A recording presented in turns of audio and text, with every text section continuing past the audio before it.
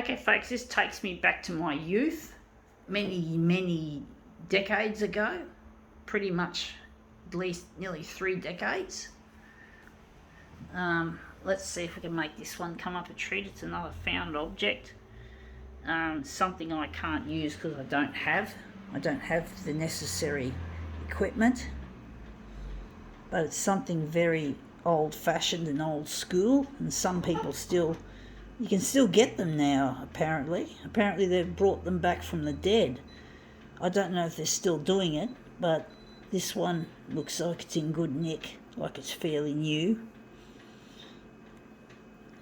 It's got quite a following, actually, this kind of format. A bit retro.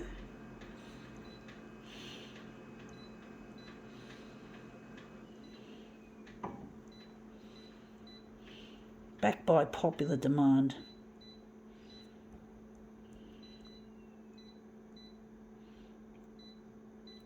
Okay, let's see what this is that's back.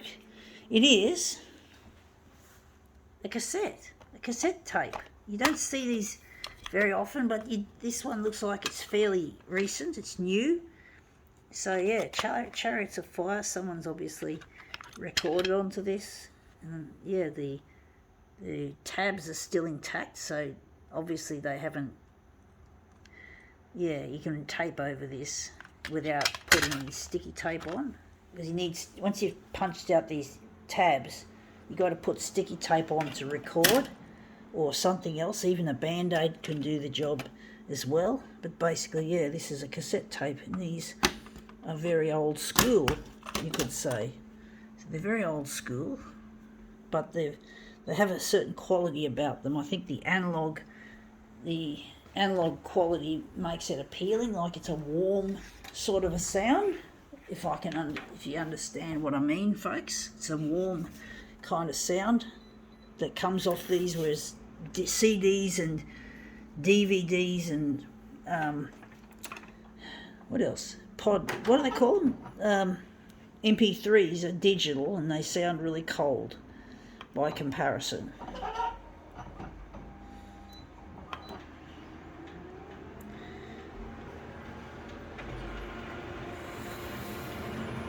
But I used to love mixtaping when I was young. I used to love taping off the radio, which I know is illegal, but just about everyone did it. And basically I used to tape off the radio, and it was a really nice thing to be able to do, saving money, and also, yeah, that looks really quite nice, actually. I do think it's a little bit wishy-washy, even though it looks nice. Wondering if we can add a background colour to it, or if that's going to ruin it.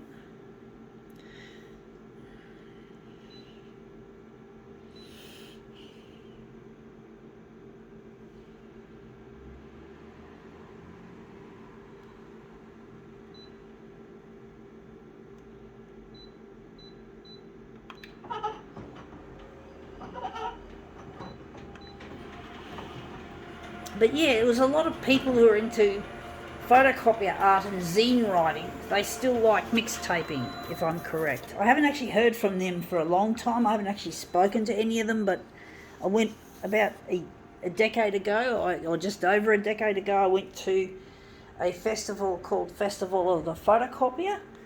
And then back in 2012, they were still using cassette tapes. Basically, this was in the what's known as the Sticky Institute in Melbourne, in the De Grave Street tunnel near the.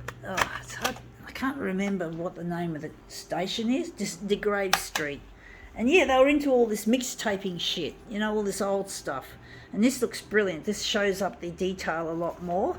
But we're going to do more to it now. We're going to make this into a movement piece. So we're just going to put it up on the glass like so.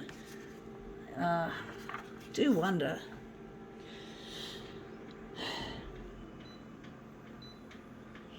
But yeah, mixtaping, like taking all these different songs off the radio, or maybe dubbing it off your, I don't know if it's just if it's just off the radio or if it includes mixtaping other CDs, or not CDs but other tapes, by using a double deck cassette recorder to do it that way.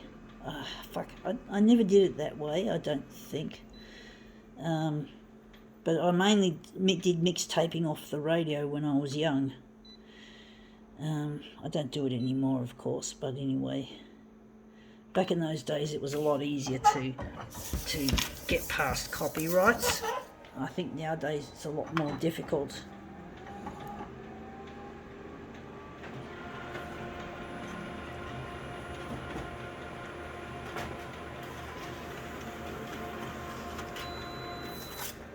And that's come up looking a bit dark.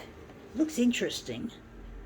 I do wonder if we're going to leave it like that or we're going to lighten it. I think I forgot to lighten it. Yeah, I did. I think I might have accidentally darkened the other control. Yes, I have. It's dark. Didn't want it. I don't know what I did then. Darkened it. So yeah, this is really like old school. Good old mixtaping and shit.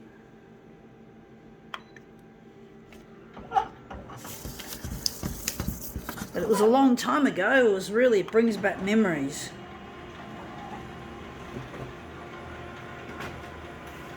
I didn't have much money to spend on tapes, so it used to be really a cheap way of getting really nice music while sampling music, and then maybe buying a proper recording it down the track. I don't know if I like this one. I'm going to do it again.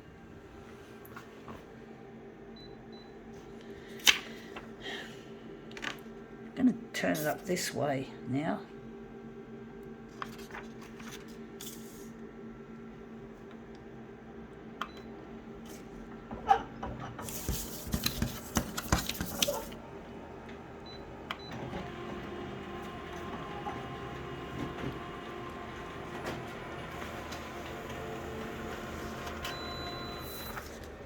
Yeah, that's an interesting one.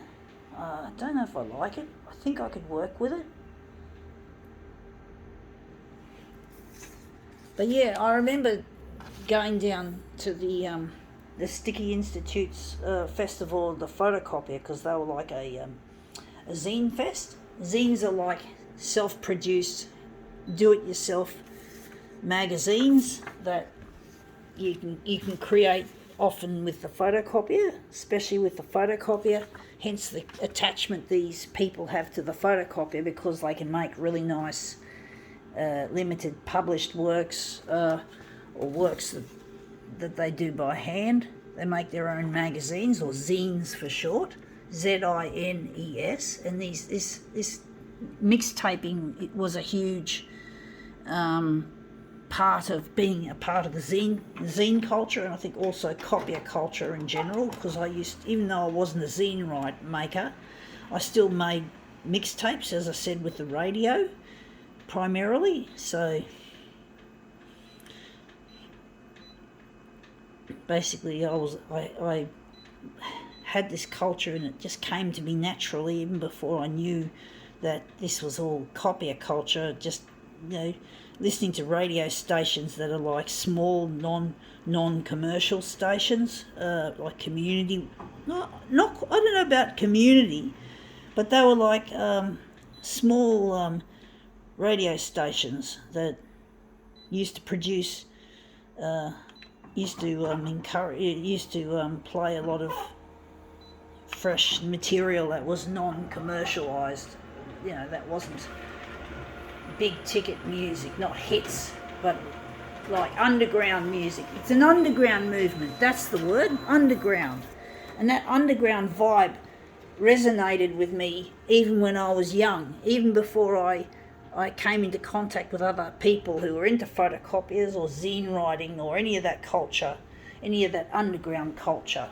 But I had that feeling in me, folks, that underground feeling when I was like 16. And I really got into the that underground feeling of taping off the radio. and listening to music that was real, like electronica and strange esoteric music.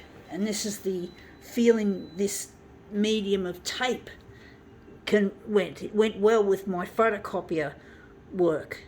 And there's just something about it. There's something really strange about this copier culture, as I called it. And basically, yeah, it was me, and now to this day. Of course, I no longer tape off the radio. You don't have tape players anymore. Yeah, I think you can buy them, but I don't have one. I just listen to the radio, or I buy, I rip CDs. I have a CD, and then I just put it on, convert it to digital so I can play it on my computer. I don't replicate it, I just keep it as a digital copy, so I can just play it on my computer. So let's see how we go with this.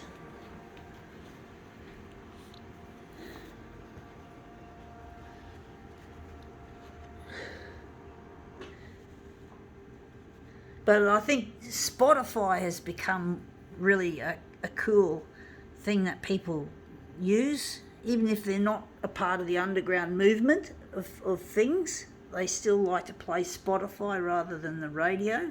I have a radio, I've got a digital radio, and I keep it tuned in, but I'm not using it at the moment. My photocopier is plugged in, but I don't like having music playing in the background, because the copyright bots on social media often make it unusable. But this has come up looking a treat, and it's been really nice sharing some of my experiences. So yeah, gotta go.